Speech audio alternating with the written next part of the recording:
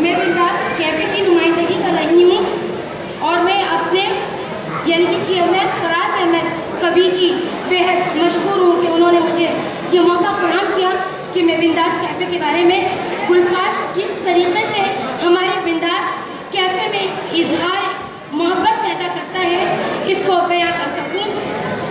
गुलपाश है हर अक्स मेरा, गुलपाश है हर अक्स मेरा, चले अगर ये इश्क है तो इश्क कर कर देखते हैं, चले अगर ये इश्क है तो इश्क कर कर देखते हैं।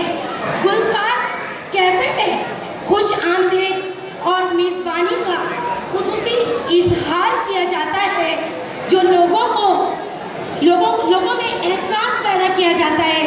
यहाँ पर आकर आने वाला हर शख्स कोई मेहमान नहीं होता, वो उस कैफ़े बिंदास का हिस्सा होता है।